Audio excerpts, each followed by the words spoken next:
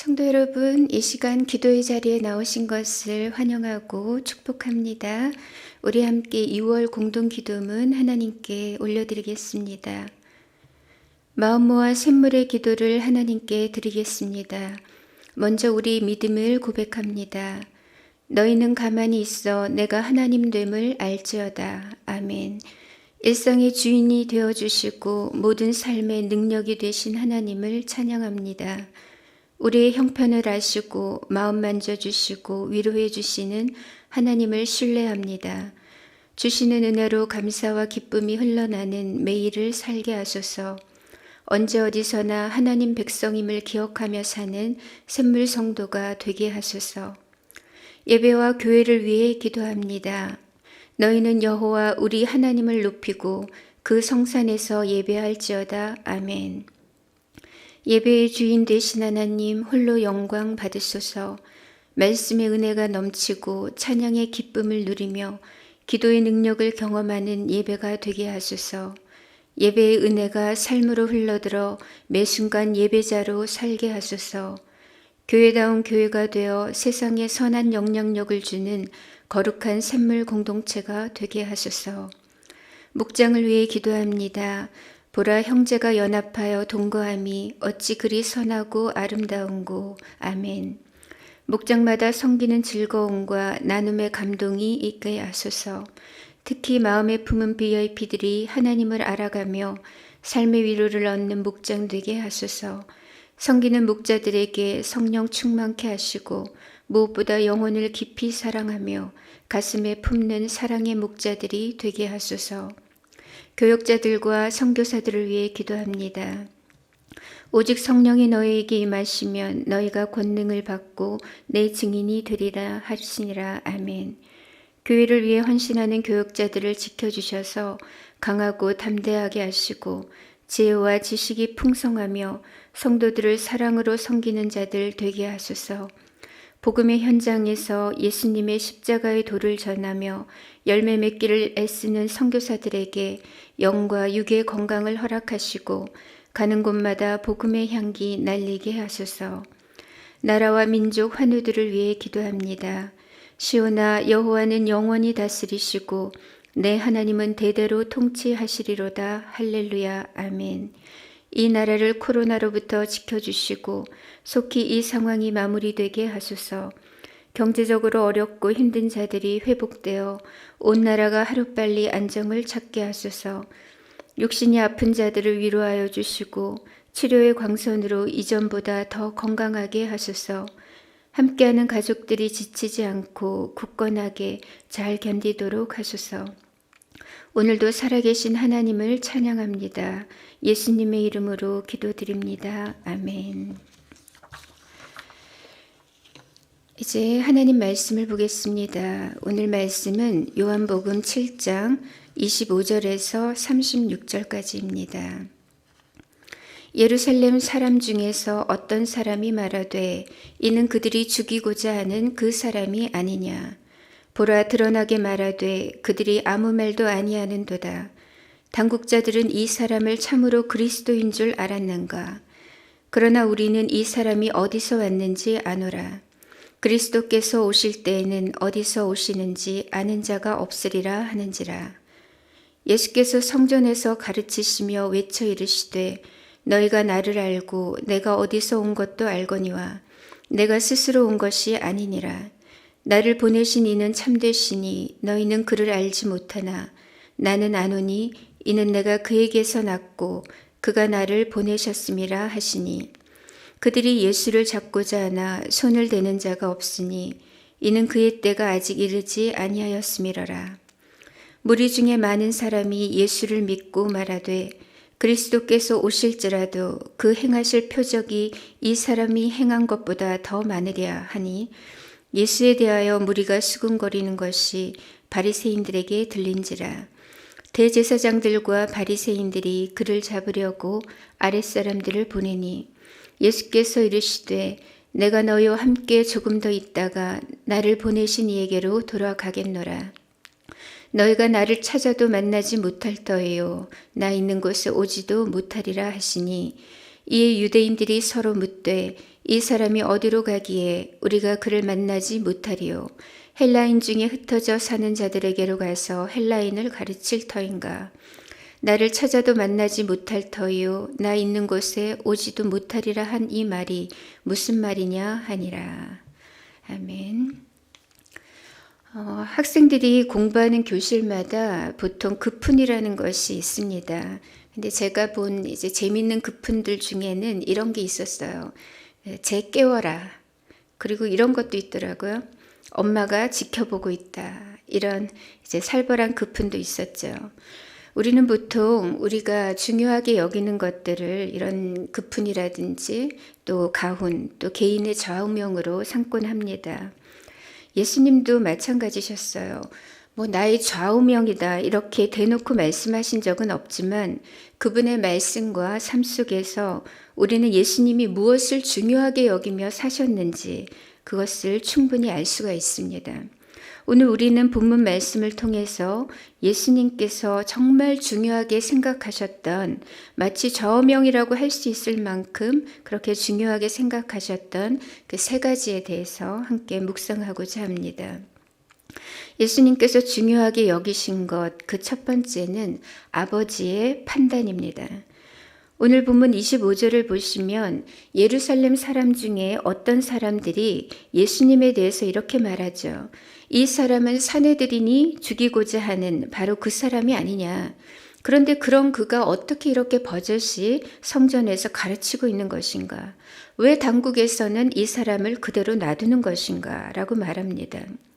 앞서 7장 1절에서도 예수님께서 갈릴리에 다니시고 유대에서 다니지 않으시려고 했던 이유가 나오는데 그것은 유대인들이 예수님을 죽이려고 했기 때문이었습니다. 뿐만 아니라 오늘 32절에도 대제사장들과 바리새인들이 그 예수님의 대중적인 지지가 높아지는 것에 대한 위기감을 느끼고 예수님을 체포하라는 지시를 내리는 것을 봅니다.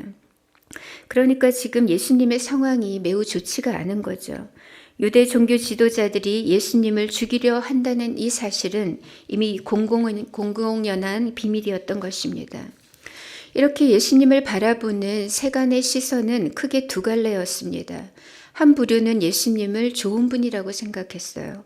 그간 행하신 수많은 표적들을 보고 경험하면서 그들은 예수님을 그리스도로 믿었습니다.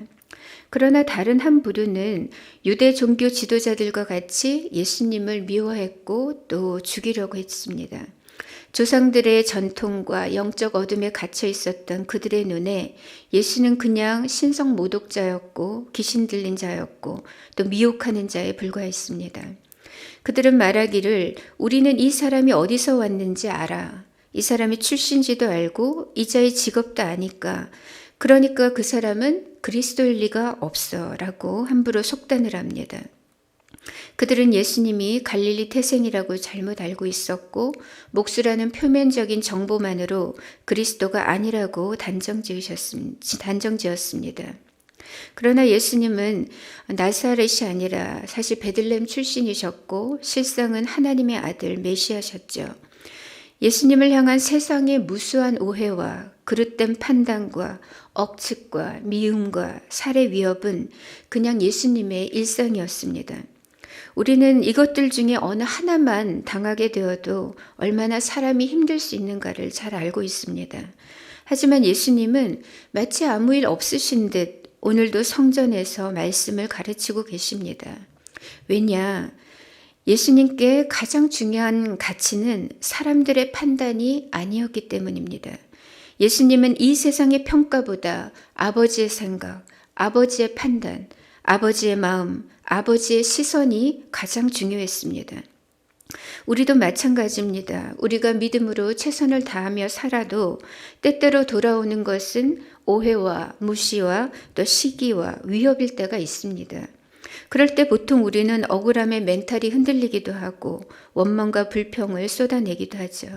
하지만 어떤 이는 그럼에도 불구하고 주님 안에서 굉장히 빠른 회복 탄성력을 보여줍니다. 언제 그랬냐는 듯이 다시 본연의 자리로 돌아가 자신의 임무를 감당하는 거죠. 예수님처럼 우리에게도 중요한 것은 무분별한 사람의 생각과 판단에 휘둘리는 것이 아니라 완전하신 하나님의 판단에 집중하고 거기에 우리의 마음을 싣는 것입니다. 아무리 힘겨운 일을 만나더라도 예수님처럼 아버지와 같은 편에 서서 같은 생각, 같은 판단을 할 수 있다면 우리는 언제 어디서나 다시 일어설 수 있습니다. 세상은 예수님을 오판했고 비난했고 심지어는 죽이려고 했지만 언제나 예수님께 가장 중요했던 것은 세상의 판단이 아니라 아버지의 판단이었습니다. 아버지의 판단이 예수님께 중요했다면 우리에게도 역시 중요합니다. 예수 안에 거하는 자는 하나님의 판단과 하나님의 생각과 하나님의 시선에 최우선순위를 두고 삽니다. 예수님처럼 우리에게도 아버지의 판단이 언제나 가장 중요합니다. 이 아버지의 판단에 이어서 예수님이 중요하게 여기신 것 두 번째는 아버지와의 사귐입니다.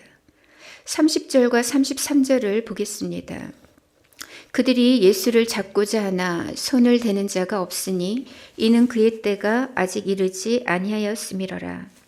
예수께서 이르시되 내가 너희와 함께 조금 더 있다가 나를 보내신 이에게로 돌아가겠노라. 예수님은 종종 당신의 때에 대해서 말씀하셨어요. 여기서 예수님께서 말씀하신 때는 십자가의 때를 말합니다. 예수님은 그 데드라인의 때를 향하여 하루하루 전진하셨어요.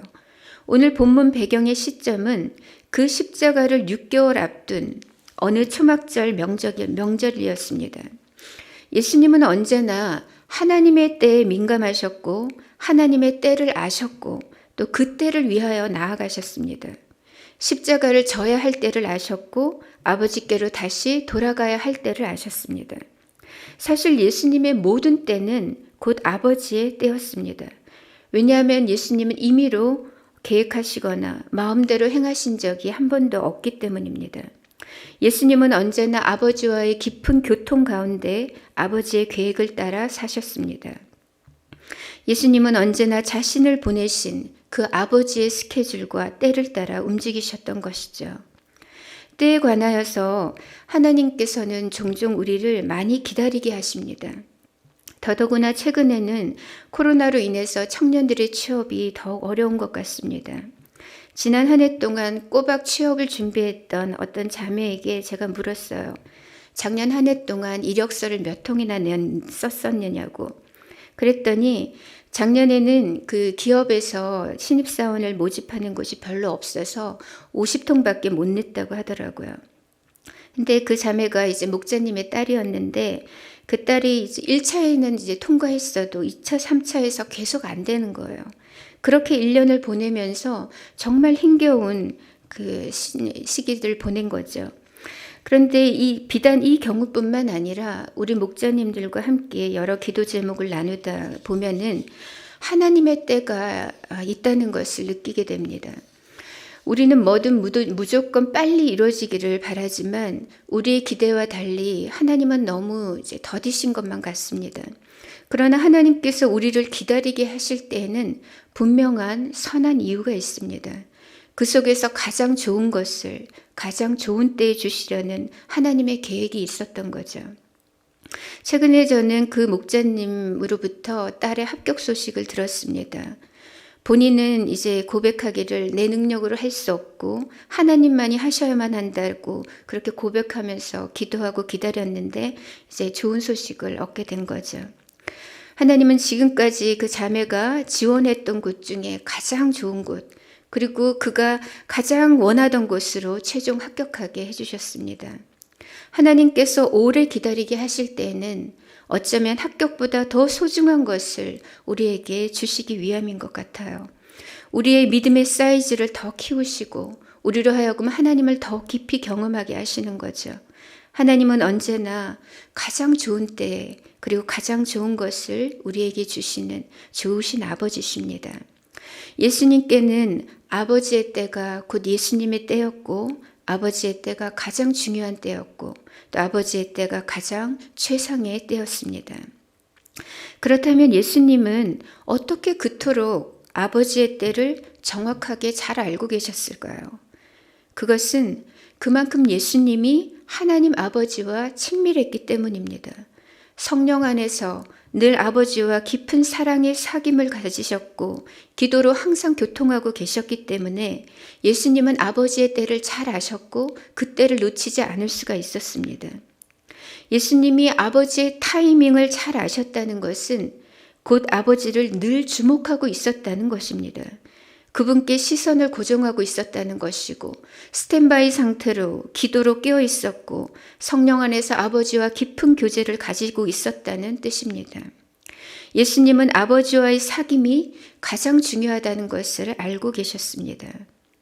아버지의 판단 그리고 아버지와의 사귐에 이어서 마지막으로 예수님께서 중요시하셨던 것은 바로 아버지의 일이었습니다. 28절 29절을 보시면 내가 스스로 온 것이 아니니라 나를 보내신 이는 참되시니 너희는 그를 알지 못하나 나는 아노니 이는 내가 그에게서 났고 그가 나를 보내셨음이라. 예수님은 메타인지가 분명하셨어요. 나는 누구이고 나의 사명이 무엇인지 잘 아셨죠. 나는 스스로 온 것이 아니다. 나는 참되신 하나님에게서 났고 그분이 나를 이 땅에 보내셨다고 하셨습니다. 심지어 예수님은 죽음의 위협이 고조되는 가운데서도 무소의 뿔처럼 흔들림 없이 아버지의 일을 수행하셨습니다. 그는 아버지의 말씀을 가르치셨고 하나님 나라의 복음을 선포하셨고 성령의 능력으로 병자들을 고치고 살리셨습니다. 때가 아직 낮이기 때문에 나를 보내신 이의 일을 해야 한다고 하셨습니다. 곧 밤이 올 것인데 그때는 일을 할 수 없다고 하셨어요. 예수님께서 아버지로부터 받은 미션은 대속의 십자가를 지심으로 사람을 살리는 일이었습니다. 그를 믿는 자마다 영생을 얻게 하는 것이었습니다. 하나님의 일은 그 아들의 고난과 죽음을 통하여 우리를 부활의 영광에 이르게 하는 것이었습니다. 예수님은 이 아버지의 일을 위해서 이 땅에 오셨고 십자가 위에서 이 아버지의 일을 다 이루셨습니다. 예수님께 가장 중요한 사명은 곧 생명을 구원하는 그 아버지의 일을 행하시는 것이었습니다. 말씀을 맺겠습니다. 오늘 우리는 예수님께서 정말 중요하게 여기셨던 세 가지에 대해서 묵상했습니다. 아버지의 판단, 아버지와의 사귐, 그리고 아버지의 일. 이것은 예수님 인생의 가장 견고한 중심축이었습니다. 예수님께 중요하다면 우리에게도 역시 중요한 것이 분명합니다. 사랑하는 성도 여러분, 이 시간 우리가 함께 기도하실 때 먼저 하나님, 우리가 세상에 휘둘리지 않고 언제나 하나님의 판단에 우리의 마음과 귀를 기울이게 하소서 이렇게 기도하겠습니다. 두 번째로는 아버지의 때를 잘 알고 놓치지 않도록 매일매일 깨어 기도하며 아버지와 깊은 사귐을 누리는 우리가 되게 하소서 이렇게 기도하고요. 마지막으로는 우리도 예수님처럼 사람을 살리는 그 아버지의 일을 행하게 하소서 이렇게 기도하고 또 개인적인 기도 제목으로 하나님께 나아가도록 하겠습니다. 함께 기도하겠습니다.